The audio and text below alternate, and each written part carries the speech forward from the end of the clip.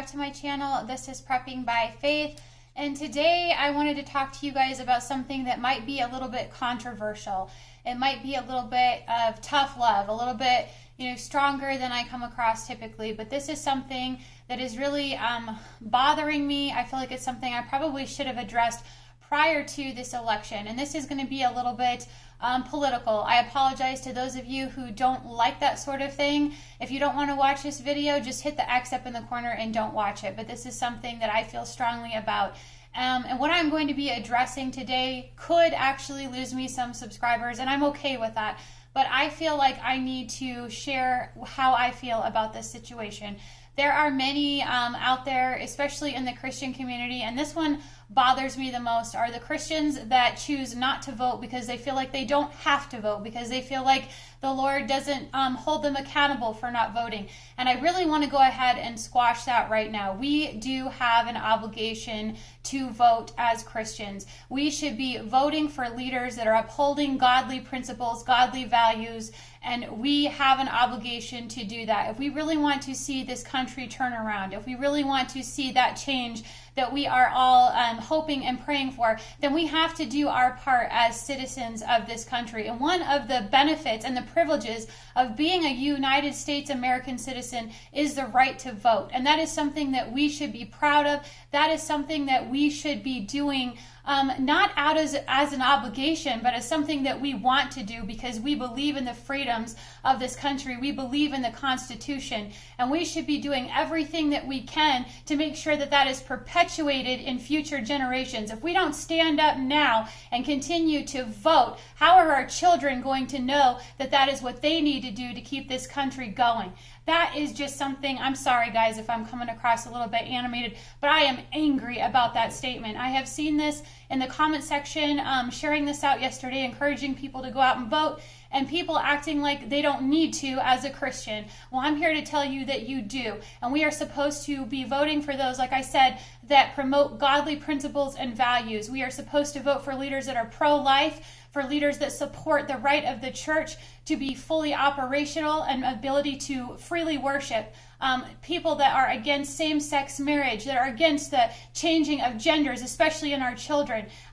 Leaders that select judges that vote according to the Constitution and traditional values. This is our obligation as Christians, to be the salt and light and to make a difference. Our vote does count. It does matter.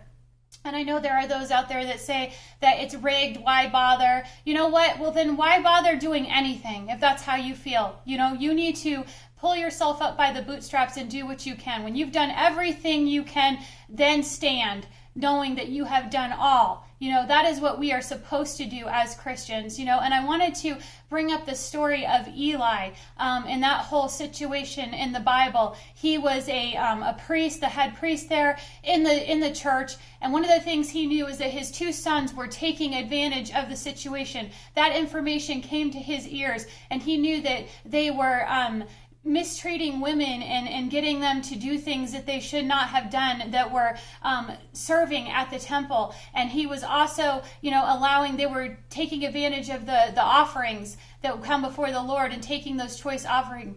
And that information was brought before him, and he knew this stuff, and he let it continue. He let it go on. And his sons were both killed in battle, and then later he fell over and broke his neck. There is judgment for those who turn a blind eye on the things that are going on, and turn a blind eye to leaders that we should be, doing everything we can to make sure we get the appropriate leaders in there to enact change.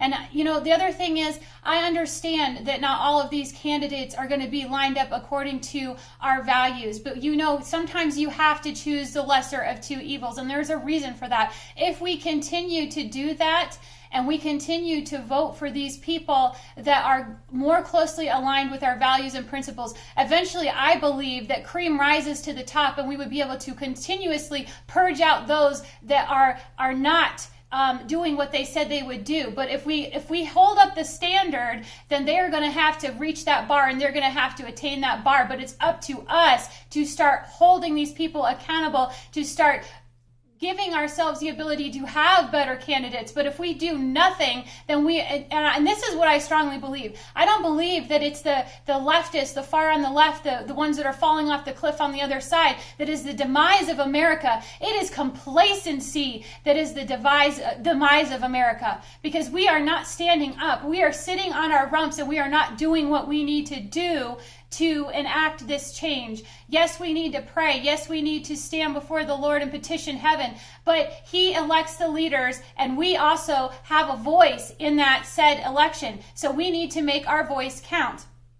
And I understand, like I said, that there are those of you that think it's rigged, and that, and there could be elements of truth to that. I'm not going to deny that. But as long as we are doing everything we can, then we can stand before him and know that we did everything that we can. And this whole notion of turning a blind eye to things before us, this is, to me, you can see this nation is about to go over the cliff. And if you turn a blind eye to that and you do nothing, then that blood is on your hands. It is just like the situation where that woman was raped in the subway, and everybody that sat there had the ability to do something about it. And instead of them standing up and doing something about it, they let it go on. In fact, some of them went ahead and filmed it instead of making a phone call. I'm not saying you have to physically jump into the fight. You can if you feel that God is with you and you're going to come out the other side of that. But you do have a phone. You do have the ability to call the authorities and to get somebody out there to take care of the incident. So that is my point.